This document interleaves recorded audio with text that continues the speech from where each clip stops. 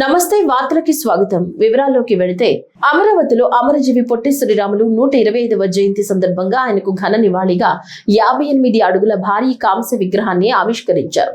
శాఖమూరు పార్కులో ఏర్పాటు చేసిన ఈ విగ్రహాన్ని ఆంధ్రప్రదేశ్ ముఖ్యమంత్రి నారా చంద్రబాబు నాయుడు ఆవిష్కరించారు. ఈ కార్యక్రమంలో ఉప ముఖ్యమంత్రి పవన్ కళ్యాణ్, మంత్రి నారా లోకేష్, బీజేపీ ఏపీ అధ్యక్షుడు పివిఎన్ మాధవ్ సహా పలువురు మంత్రులు, ప్రజాప్రతినిధులు పాల్గొని అమరజీవికి నివాళులర్పించారు.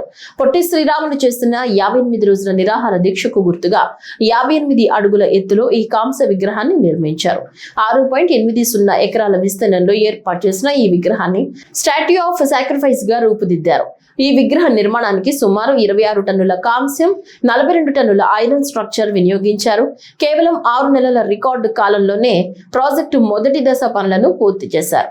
రెండో దశలో మ్యూజియం, ఆడిటోరియం మరియు స్కిల్ డెవలప్మెంట్ సెంటర్ల నిర్మాణం చేపట్టనున్నారు. గౌరవ ముఖ్యమంత్రి గారు ప్రత్యేకించి ఆ 58 అడుగుల విగ్రహాన్ని అమరావతి నడిబొడ్డున ప్రతిష్ఠించినందుకు ఒక్కసారి ఏరియల్ వ్యూ చూస్తూ ఉంటే చాలా ఆనందంగా, చాలా గర్వంగా అనిపించింది. మహానుభావుడు చేసిన త్యాగం ఈ రోజున మొట్టమొదటిసారి మనకంటూ ఒక రాజధాని ఒకటి వచ్చింది.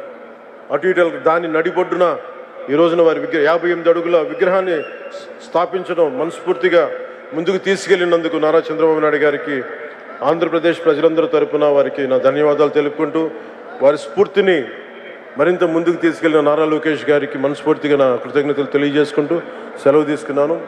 జై ఆంధ్ర, జై హింద్.